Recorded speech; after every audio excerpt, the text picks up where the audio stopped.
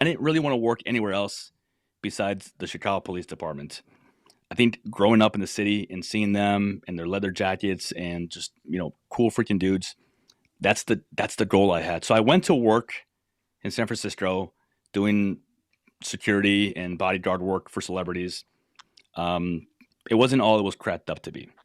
Yeah. And about 3 months in, yeah, they sell you one thing and then they give you something else, which it's fine. It's the business.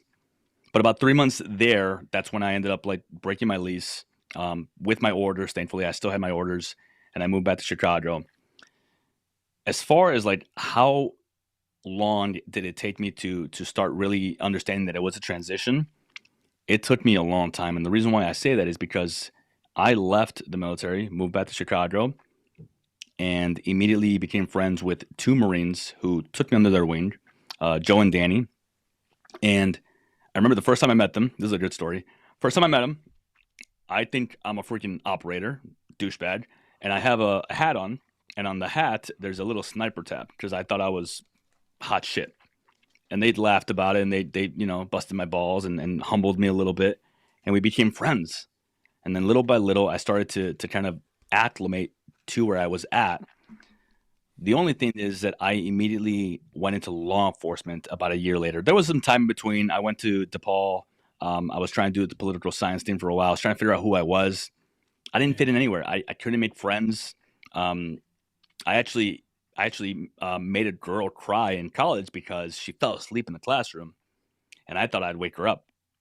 And that was my first rude awakening of that you can't be that way. You cannot bring those attributes into society. They don't. Number one, they don't fit in, and number two, like it's really not appropriate. Um, Yeah. and people have different opinions about that.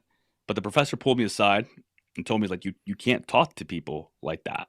And she was sleeping in the classroom, but he basically told me like you're not in anymore. Like you have to understand that you're gonna have to learn how to adapt to this society. And this was a cultural anthropology class. And he explained to me that you have to learn to blend into your environment the same way that you blended in when you were a sniper.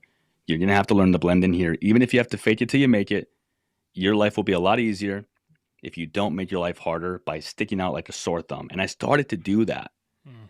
But eventually Chicago police opened up testing and I applied and I got in and I did that for 10 years and I'm sure we'll talk more about that, but I think going into law enforcement definitely prevented me from addressing my shit, from addressing my issues, from addressing my problems, and I brought them with me and I was in a team environment. I ended up on a TAC team about 2 years in, which is like a gang unit team, and it was very similar. I was with a bunch of alpha males. Yeah. Um, we went out, we got guns, we made arrests, we did search warrants. Um, we did a lot of fun stuff that was very similar to the military.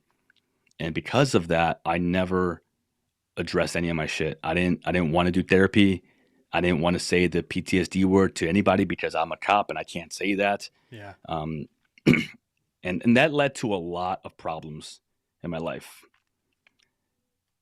because I never addressed any of the stuff that I had going on inside of me. I wore this badge of honor of being an asshole, of pushing people away, of feeling like I was the hottest fucking shit